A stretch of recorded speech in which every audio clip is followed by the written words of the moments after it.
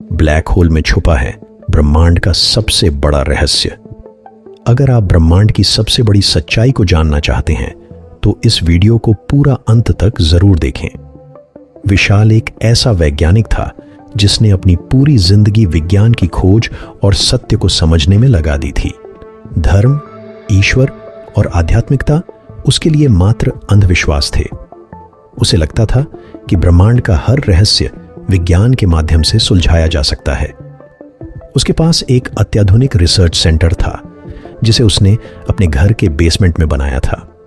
वहां उसके उपकरण रात दिन ब्रह्मांड के रहस्यों को उजागर करने में लगे रहते। उसका सबसे बड़ा लक्ष्य ब्लैक होल की गहराई में छिपे सत्य को जानना था। वह जानना चाहता था कि यह ब्रह्मांडीय दैत्य सिर्फ सृष्टि को निगलता है या इसके अंदर कुछ ऐसा छिपा है जो अब तक किसी ने देखा ही नहीं। विशाल ने हजारों रातें जागकर ब्लैक होल से निकलने वाली तरंगों को समझने की कोशिश की, लेकिन वह उन्हें डिकोड नहीं कर पा रहा था। एक रात जब चारों ओर सन्नाटा था और वह अपने उपकरणों के सामने बैठा था, तभी अचानक उसके सेंसर ने एक अनोखी तरंग को पकड़ लिया। पहले तो उसने इसे सामान्य ब्रह्मांडीय शोर समझा, लेकिन जब उसने ध्यान से सुना तो उसे उसमें एक ध्वनि सुनाई दी। वह ध्वनि स्पष्ट थी, ओम। विशाल के लिए यह किसी झटके से कम नहीं था। ओम, जिसे वह अब तक केवल एक धार्मिक ध्वनि मानता था, अब उसके उपकरणों के माध्यम से वैज्ञानिक प्रमाण के रूप में सामने आ रहा था। उसने इस ध्वनि को कई बार रिकॉर्ड किया और हर बार उसे वही नतीजा मिला। यह घटना उसके विश्वास को हिलाने के लिए काफी थी। उसने फैसला किया कि वह इसके पीछे के रहस्य को समझेगा। उसने वेद, उपनिषद और पुराण पढ़ने शुरू किए। जैसे जैसे वह इन प्राचीन ग्रंथों को पढ़ता गया, उसे एहसास हुआ कि इन ग्रंथों में जो बातें लिखी गई हैं वे मात्र कहानियां नहीं हैं, बल्कि उनके पीछे एक गहरा वैज्ञानिक आधार है। विशाल को मंडूक्य उपनिषद में एक श्लोक मिला जो कहता है, ओम ही सृष्टि का मूल है, यह सृजन, पालन और संहार का प्रतीक है। उसे यह जानकर आश्चर्य हुआ कि ब्लैक होल, जिसे वह केवल विनाश का प्रतीक मानता था, वास्तव में सृजन का भी स्रोत है। ब्लैक होल के केंद्र में नए सितारों का जन्म होता है और यह ठीक वैसा ही है जैसा उपनिषद में बताया गया है। अब विशाल के लिए यह केवल एक वैज्ञानिक खोज नहीं थी, यह उसके लिए एक व्यक्तिगत यात्रा बन चुकी थी। उसने ओम की ध्वनि का गहराई से अध्ययन करना शुरू कर दिया। जैसे जैसे वह इस ध्वनि पर ध्यान केंद्रित करता गया, उसके भीतर कुछ बदलने लगा। उसे महसूस हुआ कि वह अधिक स्पष्टता और ऊर्जा के साथ काम कर सकता है। कुछ दिनों बाद उसे एक और अजीब घटना का अनुभव हुआ। जब उसने ओम का जाप करना शुरू किया तो उसे लगा कि उसके शरीर में एक अजीब सी शक्ति उत्पन्न हो रही है। उसे लगा जैसे वह अपनी इच्छा शक्ति से किसी भी स्थान पर जा सकता है। उसने अपने रिसर्च सेंटर में ही इसे आजमाया और पाया कि वह सचमुच अदृश्य होकर अपने कमरे से बाहर निकल गया था। यह अनुभव उसके लिए अविश्वसनीय था। उसने महसूस किया कि ओम के जाप से उसे एक दिव्य शक्ति मिल रही थी जो उसे ब्रह्मांड के किसी भी कोने में जाने की क्षमता दे सकती थी। अब उसने तय किया कि वह इस शक्ति का उपयोग करके ब्लैक होल के रहस्य को समझेगा। इस यात्रा की शुरुआत आसान नहीं थी। विशाल को पता चला कि ब्लैक होल तक पहुंचने के लिए उसे 7 दिव्य द्वारों को पार करना होगा। हर द्वार पर एक अलग चुनौती उसका इंतजार कर रही थी। उसने अपने उपकरण और खुद को तैयार किया और इस अद्भुत यात्रा पर निकल पड़ा। पहले द्वार पर पहुंचते ही उसे लगा जैसे वह किसी दूसरी दुनिया में प्रवेश कर चुका है। वहां उसे एक विशाल जलप्रपात मिला जो किसी साधारण जल से नहीं बल्कि प्रकाश से बना हुआ था। उस जलप्रपात को पार करना एक असंभव काम लग रहा था। तभी उसे अपने भीतर की शक्ति का एहसास हुआ। उसने ओम का जाप किया और वह जलप्रपात अपने आप 2 भागों में बंट गया, जिससे वह आगे बढ़ सका। हर द्वार के साथ विशाल की शक्ति और समझ बढ़ती जा रही थी। दूसरे द्वार पर उसे एक ऐसे स्थान का सामना करना पड़ा जहां गुरुत्वाकर्षण का कोई प्रभाव नहीं था। वह स्थान पूरी तरह से शून्य जैसा था, जहां उसे हर कदम बहुत सोच समझ कर रखना था। उसने ओम का जाप किया और उसकी ऊर्जा ने उसे उस शून्य से सुरक्षित बाहर निकाल दिया। जैसे जैसे वह आगे बढ़ता गया, उसे एहसास हुआ कि यह केवल एक भौतिक यात्रा नहीं है, बल्कि यह उसकी आत्मा की भी परीक्षा है। हर द्वार पर उसे अपनी शक्ति और विश्वास का इस्तेमाल करना पड़ता था। तीसरे द्वार पर उसने एक विशाल वृक्ष को देखा, जिसकी जड़ें आसमान तक फैली हुई थीं। उस वृक्ष के चारों ओर बुरी शक्तियां घूम रही थीं, जो उसे आगे बढ़ने से रोकने की कोशिश कर रही थीं। लेकिन विशाल ने अपने विश्वास और ओम की शक्ति से उन बुरी शक्तियों को पराजित कर दिया।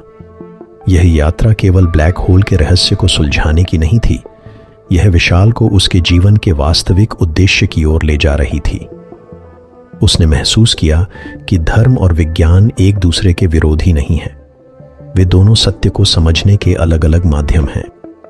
जैसे ही उसने चौथे द्वार की ओर कदम बढ़ाया, उसे एहसास हुआ कि यह यात्रा उसकी कल्पना से भी अधिक चुनौतीपूर्ण और अद्भुत होने वाली थी। उसके सामने का दृश्य अविश्वसनीय था।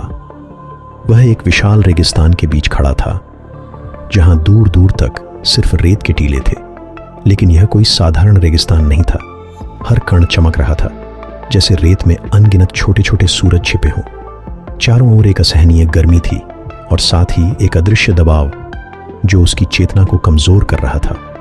विशाल को समझ में आया कि यह सिर्फ भौतिक गर्मी नहीं थी, बल्कि यह जगह उसके मन और आत्मा की परीक्षा लेने के लिए बनाई गई थी। उसे महसूस हुआ कि यदि वह इस स्थान पर ज्यादा देर रुका तो उसकी चेतना धुंधली हो जाएगी और वह अपने लक्ष्य से भटक जाएगा। लेकिन उसने खुद को शांत किया और अपनी शक्ति को केंद्रित करने के लिए ओम का जाप शुरू किया। जैसे ही उसने जाप किया, उसे लगा कि वह गर्मी कम हो रही है और उसका मन स्थिर हो रहा है। वह आगे बढ़ा, लेकिन हर कदम के साथ उसे यह एहसास हो रहा था कि यह रेगिस्तान केवल उसके लिए ही नहीं, बल्कि अनगिनत आत्माओं के लिए एक भूल भुलैया है। उसे रास्ते में कुछ आकृतियां दिखीं, ऐसी आत्माएं जो यहां फंसी हुई थीं। उनकी चेतना धुंधली हो चुकी थी। वे चारों ओर भटक रही थीं, जैसे उन्हें अपने अस्तित्व का कोई ज्ञान न हो। विशाल ने उनके पास जाकर मदद करने की कोशिश की, लेकिन जैसे ही वह उनके करीब गया, उन आत्माओं ने उसे घेर लिया। उनकी उपस्थिति एक भयावह ठंडक लाती थी, जो उसके अंदर तक पहुंच रही थी। विशाल को एहसास हुआ कि ये आत्माएं अपने दुख और भय में फंसी हुई हैं और अब वह उनके लिए भोजन जैसी थीं। उसने तुरंत अपनी चेतना को केंद्रित किया और ओम का जाप किया। ओम की गूंज ने उन आत्माओं को पीछे हटने पर मजबूर कर दिया। वह आगे बढ़ा, लेकिन उसे एहसास हुआ कि इस द्वार की चुनौती केवल बाहरी नहीं थी। हर कदम के साथ उसे अपने भीतर की कमजोरियों का सामना करना पड़ रहा था। उसकी पुरानी यादें, असफलताएं और पछतावे उसके सामने आ रहे थे। ऐसा लग रहा था जैसे यह रेगिस्तान उसकी आत्मा का आईना है, जो उसे उसकी हर कमजोरी दिखा रहा है। एक क्षण ऐसा आया जब वह लगभग हार मानने वाला था। उसे लगा कि वह इस द्वार को पार नहीं कर पाएगा, लेकिन तभी उसे अपने भीतर से एक आवाज सुनाई दी, तुम यहां केवल अपने लिए नहीं आए हो, यह यात्रा तुम्हें अपनी सीमाओं से परे जाने के लिए है। यह आवाज उसकी खुद की थी, लेकिन यह पहले से कहीं अधिक दृढ़ और स्पष्ट थी। उसने गहरी सांस ली और अपनी चेतना को फिर से स्थिर किया। जैसे ही वह रेगिस्तान के अंत तक पहुंचा, उसके सामने एक विशाल द्वार प्रकट हुआ। यह चौथा दिव्य द्वार था, जो किसी प्राचीन महल जैसा दिख रहा था। द्वार के दोनों ओर दो रक्षक खड़े थे। वे सामान्य प्राणियों की तरह नहीं थे। उनके शरीर से तेजस्वी प्रकाश निकल रहा था और उनके हाथों में अस्त्र थे। रक्षकों ने विशाल को रोक दिया। उनमें से एक ने गहरी, गूंजती हुई आवाज में कहा, तुम्हें आगे बढ़ने के लिए अपनी योग्यता साबित करनी होगी। यह द्वार केवल उन्हीं के लिए है जो सच्चे ज्ञान और आत्मबल के अधिकारी हैं। विशाल ने उनके सामने अपने ज्ञान और विज्ञान की व्याख्या की। उसने उन्हें बताया कि वह इस यात्रा पर क्यों निकला है और उसका उद्देश्य क्या है। लेकिन रक्षक संतुष्ट नहीं हुए। उन्होंने कहा, ज्ञान केवल शब्दों में नहीं, अनुभव और सत्य में है। यदि तुम अपने भीतर के भय और संशय को पार कर सको, तो ही यह द्वार तुम्हारे लिए खुलेगा। यह सुनकर विशाल ने अपने भीतर ध्यान लगाया। उसने अपनी चेतना को उन सभी भावनाओं की ओर मोड़ा जो उसे रोक रही थीं, भय, क्रोध और अहंकार। उसने महसूस किया कि ये सारी भावनाएं केवल उसके अपने मन की रचना थीं, जो उसकी वास्तविक शक्ति को छिपा रही थीं। उसने ओम का जाप किया और धीरे धीरे उसका मन पूरी तरह शांत हो गया। जैसे ही उसने अपनी चेतना को स्थिर किया, द्वार अपने आप खुल गया। रक्षकों ने मुस्कुराते हुए कहा, तुमने साबित कर दिया कि तुम इस यात्रा के लिए तैयार हो। आगे बढ़ो और अपने अगले द्वार की ओर जाओ। विशाल ने द्वार को पार किया और पाया कि वह एक घने जंगल में आ चुका है। यह जंगल अद्भुत था। पेड़ विशाल और प्राचीन थे और हर पेड़ से एक अलग प्रकार की ऊर्जा निकल रही थी। यहां का वातावरण पूरी तरह शांत और दिव्य था, लेकिन इसमें एक रहस्यमय गंभीरता भी थी। जंगल के भीतर चलते हुए उसे महसूस हुआ कि यहां हर चीज जीवित है, पेड़, पत्थर और यहां तक कि हवा भी। उसे लगा जैसे यह जंगल उसे देख रहा है, उसे परख रहा है। वह धीरे धीरे आगे बढ़ा, लेकिन हर कदम पर उसे ऐसा लग रहा था जैसे कोई अदृश्य शक्ति उसे रोकने की कोशिश कर रही हो। अचानक एक विशाल नाग उसके रास्ते में आ गया। नाग की आंखें चमक रही थीं और उसकी उपस्थिति से ऐसा लग रहा था जैसे वह इस जंगल का रक्षक हो। नाग ने विशाल से कहा, यहां से आगे बढ़ने के लिए तुम्हें अपनी इच्छाओं का त्याग करना होगा। यह जंगल केवल उन्हीं को आगे बढ़ने देता है जो अपनी आत्मा को शुद्ध कर चुके हों। विशाल ने समझा कि यह एक और परीक्षा थी। उसने अपनी इच्छाओं और लगावों का सामना किया जो उसे इस भौतिक दुनिया से जोड़ रहे थे। उसने गहराई से सोचा कि उसका अंतिम लक्ष्य क्या है। उसे एहसास हुआ कि यह यात्रा केवल एक वैज्ञानिक खोज नहीं है, बल्कि यह उसे उसके अस्तित्व के गहरे अर्थ तक ले जा रही है। जैसे ही उसने अपनी इच्छाओं को त्यागा और अपनी चेतना को ओम की ध्वनि में लीन किया, नाग शांत हो गया और रास्ता देने के लिए पीछे हट गया।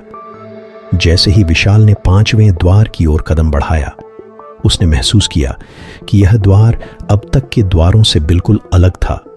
द्वार से एक प्राचीन और रहस्यमयी ऊर्जा निकल रही थी जो उसे अपनी ओर खींच रही थी।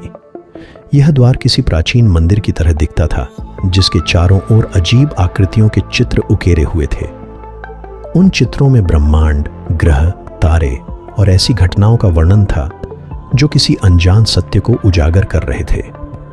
द्वार पर 2 विशाल यक्ष रक्षक के रूप में खड़े थे। उनके शरीर पर स्वर्ण जैसे चमकीले कवच थे और उनकी आंखों में दिव्यता की चमक थी। रक्षकों ने उसे रोकते हुए कहा, यहां से आगे बढ़ना हर किसी के लिए संभव नहीं। यह द्वार केवल उन्हीं के लिए है जो सत्य और असत्य के बीच का भेद समझते हैं। यदि तुम इस द्वार को पार करना चाहते हो तो अपने भीतर के सबसे गहरे प्रश्नों का उत्तर खोजना होगा। विशाल ने उनकी बात को गंभीरता से लिया। उसने पूछा, कौन से प्रश्न? यक्षों में से एक ने गहरी आवाज में कहा, सत्य क्या है? ब्रह्मांड का आधार क्या है? और तुम्हारा अंतिम उद्देश्य क्या है? यह प्रश्न विशाल के मन में गूंजने लगे। उसने ध्यान लगाया और अपने भीतर झांकने की कोशिश की। उसे अपने जीवन की सारी घटनाएं, उसकी उपलब्धियां, उसकी असफलताएं और उसका यह सफर याद आने लगा। हर घटना उसे यह समझाने की कोशिश कर रही थी कि सत्य केवल बाहरी दुनिया में नहीं, बल्कि उसके भीतर है। जैसे ही उसने ध्यान की गहराई में प्रवेश किया, उसे एक दिव्य प्रकाश दिखाई दिया। वह प्रकाश इतना तेज था कि उसने विशाल की सारी चिंताओं और भ्रम को मिटा दिया। उस प्रकाश ने उसे बताया कि ब्रह्मांड का आधार ऊर्जा है और हर प्राणी, हर तत्व उसी ऊर्जा का एक अंश है। जब वह इस सत्य को स्वीकार करने के लिए तैयार हुआ तो यक्ष मुस्कुराए और द्वार अपने आप खुल गया। द्वार के पार एक अद्भुत संसार था। यह स्थान किसी दिव्य भूमि जैसा प्रतीत हो रहा था। यहाँ चारों ओर हरियाली थी, लेकिन यह साधारण हरियाली नहीं थी। हर पेड़, हर पौधा और यहाँ तक कि जमीन से निकलने वाले फूल भी ऊर्जा से भरे हुए थे। विशाल को लगा जैसे वह एक ऐसे स्थान पर है जहां प्रकृति और ब्रह्मांड एक साथ जुड़े हुए हैं। जैसे ही वह आगे बढ़ा, उसने देखा कि वहां एक झील थी। झील के जल में ब्रह्मांड के तारे और ग्रह झलक रहे थे, मानो वह एक दर्पण हो जो पूरे ब्रह्मांड को प्रतिबिंबित कर रहा हो। झील के पास एक संत बैठा था, जिसकी उपस्थिति से ऐसा लग रहा था जैसे वह किसी गहरे ध्यान में लीन हो। विशाल ने उनके पास जाकर कहा, मुझे अगले द्वार तक पहुंचना है, कृपया मेरा मार्गदर्शन करें। संत ने अपनी आंखें खोली।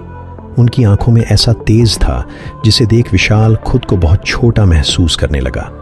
संत ने कहा, यहां से आगे बढ़ने के लिए तुम्हें अपने अहंकार को त्यागना होगा। ये ब्रह्मांड तुम्हारा नहीं है, न ही तुम्हारी उपलब्धियां तुम्हें परिभाषित करती हैं। यदि तुम्हें सत्य को समझना है तो तुम्हें यह स्वीकार करना होगा कि तुम केवल ब्रह्मांड का एक अंश हो। विशाल ने संत की बातों को गंभीरता से लिया। उसने अपने भीतर की उन सभी भावनाओं को देखा जो उसे अपने आप से जोड़ रही थीं, अहंकार, गर्व और अपनी पहचान की भावना। उसने महसूस किया कि जब तक वह इनसे बंधा रहेगा वह इस यात्रा को पूरा नहीं कर पाएगा। उसने संत के सामने प्रणाम किया और कहा, मैं अपने अहंकार को त्यागता हूं, मैं केवल सत्य की खोज में हूं। संत मुस्कुराए और कहा, तो जाओ, ये झील तुम्हें अगले द्वार तक ले जाएगी। विशाल ने झील में कदम रखा। जैसे ही उसने पानी को छुआ, उसे ऐसा लगा जैसे वह किसी दूसरे आयाम में प्रवेश कर रहा हो। झील का पानी उसे धीरे धीरे एक गहरी गुफा में ले गया। गुफा के अंदर एक अजीब सी नीरवता थी और केवल उसकी सांसों की आवाज सुनाई दे रही थी। गुफा के अंत में छठा द्वार था। यह द्वार सबसे अद्भुत और जटिल था। इसके चारों ओर कुछ लिखावट थी जिसे देखकर विशाल समझ गया कि यह कोई प्राचीन मंत्र है। जैसे ही उसने उन मंत्रों को पढ़ने की कोशिश की, द्वार से एक प्रकाश निकला जिसने उसे चारों ओर से घेर लिया। यह प्रकाश उसके अंदर की हर कमजोरी और हर भय को उजागर कर रहा था। उसे ऐसा महसूस हुआ जैसे वह प्रकाश उसकी आत्मा को शुद्ध कर रहा है। यह प्रक्रिया दर्दनाक थी, लेकिन वह समझ गया कि यह आवश्यक है। जब वह इस परीक्षा से गुजर रहा था तो उसे अपने भीतर एक नई शक्ति का उदय होता महसूस हुआ। वह अब पहले से ज्यादा मजबूत, शांत और जागरूक था। द्वार ने उसे स्वीकार कर लिया और अपने आप खुल गया। विशाल ने छठे द्वार को पार किया, लेकिन वह जानता था कि अभी उसकी यात्रा पूरी नहीं हुई है। सातवां और अंतिम द्वार अभी भी उसकी प्रतीक्षा कर रहा था, लेकिन अब वह खुद को पहले से कहीं अधिक तैयार महसूस कर रहा था। गुफा के बाहर एक और अजीब दुनिया उसका इंतजार कर रही थी। यह जगह न तो पूरी तरह रोशन थी, न ही पूरी तरह अंधकारमय। यहां समय और स्थान का कोई अस्तित्व नहीं था। विशाल जानता था कि यहां उसकी आखिरी और सबसे कठिन परीक्षा होगी। उसने अपनी चेतना को केंद्रित किया और अगले द्वार की ओर बढ़ने के लिए तैयार हो गया। छठे द्वार को पार करने के बाद विशाल खुद को एक ऐसे स्थान पर पाता है जो पूरी तरह से अप्रत्याशित और अनजान है। यहाँ का माहौल अन्य सभी द्वारों से अलग था। चारों ओर एक गहरा अंधकार फैला हुआ था, लेकिन यह साधारण अंधकार नहीं था। यह ऐसा प्रतीत हो रहा था जैसे यह अंधकार स्वयं ब्रह्मांड की गहराई से उत्पन्न हुआ हो। विशाल ने महसूस किया कि वह अब ऐसी स्थिति में है जहां समय और स्थान की सभी सीमाएं समाप्त हो चुकी हैं। यह जगह इतनी शांत थी कि उसे अपनी सांसों की आवाज भी गूंजती हुई सुनाई दे रही थी। जैसे ही उसने कदम बढ़ाया, उसे लगा कि वह किसी अदृश्य शक्ति के नियंत्रण में है। हर कदम पर उसे ऐसा महसूस हो रहा था कि जैसे उसकी आत्मा की परख की जा रही हो। अचानक अंधकार के बीच एक धीमी आवाज गूंजी। यह आवाज किसी गहरे और अनजाने सत्य को उजागर कर रही थी। विशाल, आवाज गहरी और गंभीर थी। तुमने अब तक बहुत कुछ सहा है, लेकिन सातवें द्वार तक पहुंचने के लिए तुम्हें अपनी शक्ति और ज्ञान का सबसे बड़ा परीक्षण देना होगा। यह वह स्थान है जहां सृष्टि और विनाश का स्रोत छिपा हुआ है। यहां से आगे केवल वही जा सकता है जिसने स्वयं को पूरी तरह से पहचान लिया हो। विशाल ने साहस बटोरकर पूछा, कौन हो तुम और यह स्थान क्या है? आवाज ने उत्तर दिया, मैं सृष्टि की आत्मा हूं जो हर जीव, हर तारे और हर कण में विद्यमान है। यह स्थान सातवां द्वार है जहां केवल सत्य और पवित्रता का प्रवेश हो सकता है, लेकिन इसके पहले तुम्हें अपने अस्तित्व की अंतिम सच्चाई का सामना करना होगा।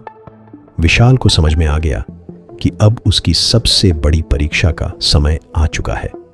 उसने आगे बढ़ना शुरू किया। अंधकार के बीच से अचानक एक प्रकाश पुंज प्रकट हुआ। यह प्रकाश इतना तीव्र था कि उसने विशाल को अपनी आंखें बंद करने पर मजबूर कर दिया। जब उसने धीरे धीरे अपनी आंखें खोलीं, तो उसने देखा कि वह एक अनोखी जगह पर खड़ा है। यह जगह किसी अनंत आकाश गंगा की तरह दिख रही थी। चारों ओर चमकते हुए तारे, घूमते हुए ग्रह और अजीब सी ऊर्जा तरंगे बह रही थीं। लेकिन यह सब स्थिर नहीं था। हर चीज एक गहरी लय और ताल में चल रही थी, मानो यह सब किसी दिव्य संगीत का हिस्सा हो। विशाल ने देखा कि इस अद्भुत दृश्य के केंद्र में एक विशाल ब्लैक होल था। यह ब्लैक होल पहले से देखे गए किसी भी ब्लैक होल से बिल्कुल अलग था। इसके चारों ओर अनगिनत प्रकाश की धाराएं घूम रही थीं और इसकी गहराई में अनंत अंधकार छिपा हुआ था। विशाल को महसूस हुआ कि यही वह स्थान है जिसके बारे में ऋषि ने उसे बताया था। विशाल को ब्लैक होल के पास से गुजरते हुए 7वें द्वार के पास पहुंचना था, जहां उस ध्वनि का सबसे बड़ा राज खुलने वाला था। ब्लैक होल की ओर बढ़ते ही उसने महसूस किया कि यह केवल एक खगोलीय घटना नहीं, बल्कि एक जीवंत शक्ति है। उसके पास पहुंचते ही उसे एक विचित्र अनुभव हुआ। ऐसा लगा जैसे ब्लैक होल उससे संवाद कर रहा हो। विशाल, एक गूंजती हुई आवाज उसके भीतर सुनाई दी। मैं केवल भौतिक वस्तुओं को ही नहीं, बल्कि बुराई, अधर्म और नकारात्मकता को भी अपने भीतर समेट लेता हूं। मुझे सृष्टि का संतुलन बनाए रखने के लिए रचा गया है, लेकिन मैं केवल विनाश का प्रतीक नहीं हूं, मैं सृजन का आरंभ भी हूं। हर अंत से एक नई शुरुआत होती है और हर विनाश से एक नई सृष्टि का जन्म होता है। यह सुनकर विशाल के भीतर एक गहरी चेतना जाग उठी। उसने समझा कि ब्लैक होल केवल वैज्ञानिक दृष्टिकोण से समझने की चीज नहीं है, बल्कि यह ब्रह्मांड के आध्यात्मिक और दार्शनिक सत्य का भी प्रतीक है। तभी ब्लैक होल के पास से एक प्रकाश पुंज निकला और विशाल के सामने एक आकृति प्रकट हुई। यह आकृति किसी प्राचीन देवता की तरह दिख रही थी, जिसके शरीर से दिव्यता का प्रकाश निकल रहा था। उसने कहा, विशाल, तुम्हारा सफर अब अपने अंतिम चरण में है। 7वें द्वार तक पहुंचने के लिए तुम्हें यह समझना होगा कि सृष्टि का सबसे बड़ा सत्य क्या है। यह सत्य न तो केवल ज्ञान में है, न ही केवल शक्ति में। यह सत्य प्रेम, करुणा और समर्पण में है। विशाल ने अपनी आंखें बंद की और ध्यान में डूब गया। उसने महसूस किया कि उसके भीतर एक नई शक्ति जागृत हो रही है। यह शक्ति केवल भौतिक नहीं थी, बल्कि आत्मा की शक्ति थी। जैसे जैसे वह इस सत्य को समझता गया, उसने देखा कि ब्लैक होल के चारों ओर घूमती हुई ऊर्जा उसे अपनी ओर खींच रही थी। लेकिन इस बार वह डरा नहीं। उसने अपनी आत्मा की शक्ति पर भरोसा किया और ब्लैक होल के करीब जाने लगा। उसे ऐसा लग रहा था जैसे वह इस अनंत अंधकार में समाने वाला है, लेकिन उसकी आत्मा ने उसे संभाल लिया। उसने महसूस किया कि यह अंधकार केवल बाहरी था, असली प्रकाश उसके भीतर था। ब्लैक होल ने उसे स्वीकार कर लिया। एक विशाल ऊर्जा तरंग ने उसे घेर लिया और वह अचानक एक नई जगह पर पहुंच गया। यह जगह 7वें द्वार का प्रवेश बिंदु था। यह स्थान इतना शांत और दिव्य था कि यहां केवल शुद्ध आत्मा ही टिक सकती थी। 7वां द्वार अब उसके सामने था, लेकिन इसे पार करने के लिए उसे अपने भीतर के सबसे बड़े सत्य का सामना करना था। उसने गहरी सांस ली और द्वार की ओर बढ़ने के लिए तैयार हो गया। उसे पता था कि यह उसकी अंतिम परीक्षा होगी, लेकिन उसने यह भी महसूस किया कि अब वह हर परीक्षा का सामना करने के लिए तैयार है। विशाल ने 7वें द्वार की ओर कदम बढ़ाए और उसके भीतर एक अजीब सी हलचल महसूस हुई। वह जानता था कि यह अंतिम द्वार है और इसके पार जाने के बाद वह उस सत्य को देख पाएगा जिसकी कल्पना उसने कभी नहीं की थी। 7वां द्वार पहले के सभी द्वारों से अलग था।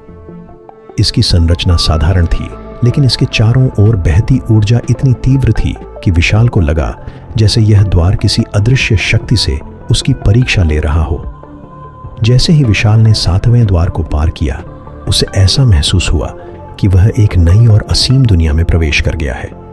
यह स्थान अनंत था और उसके चारों ओर एक अद्भुत शांति फैली हुई थी। यह शांति केवल बाहरी नहीं थी, बल्कि उसकी आत्मा तक पहुंच रही थी। लेकिन इस शांत माहौल में एक गूंजती हुई ध्वनि थी, ओम। यह ध्वनि इतनी पवित्र और शक्तिशाली थी कि विशाल के शरीर और आत्मा पर इसका गहरा प्रभाव पड़ रहा था। उसने आगे बढ़कर देखा कि वह एक विशाल, अद्भुत स्थान पर पहुंच गया है, जो किसी साधारण स्थान जैसा नहीं था। इस स्थान की कल्पना करना भी असंभव था।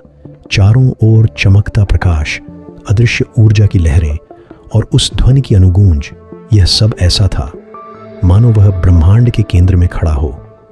विशाल ने ध्यान से देखा कि इस स्थान के केंद्र में एक असीम शक्ति का प्रतीक, एक अद्भुत मंडल स्थित था और उसके ठीक मध्य में एक तपस्वी ऋषि बैठे हुए थे। वे ध्यान मग्न थे और ओम का जाप कर रहे थे। उनके शरीर से दिव्य प्रकाश निकल रहा था और उनकी उपस्थिति इतनी शक्तिशाली थी कि विशाल ने सहज ही उनके सामने सिर झुका दिया। जैसे ही विशाल ने उन्हें प्रणाम किया, ऋषि ने अपनी आंखें खोली। उनकी दृष्टि में करुणा और दिव्यता थी। उन्होंने शांत स्वर में कहा, स्वागत है विशाल, तुमने 7 द्वार पार कर यहां तक पहुंचने की योग्यता अर्जित की है। यह स्थान वह है जहां से ब्रह्मांड की सारी शक्तियों का संतुलन नियंत्रित होता है। मैं वही तपस्वी हूं जिसे तुम ब्लैक होल का रक्षक समझ सकते हो। विशाल ने आश्चर्य से पूछा, ऋषिवर, आप यहां क्या कर रहे हैं? और यह स्थान, यह ब्लैक होल वास्तव में क्या है? ऋषि मुस्कुराए और बोले, तुम्हारे जैसे लोग इसे ब्लैक होल कहते हैं, लेकिन इसका वास्तविक अर्थ उससे कहीं अधिक गहरा है। त्रिदेव ब्रह्मा, विष्णु और महेश ने इस स्थान को ब्रह्मांड के संतुलन के लिए बनाया है।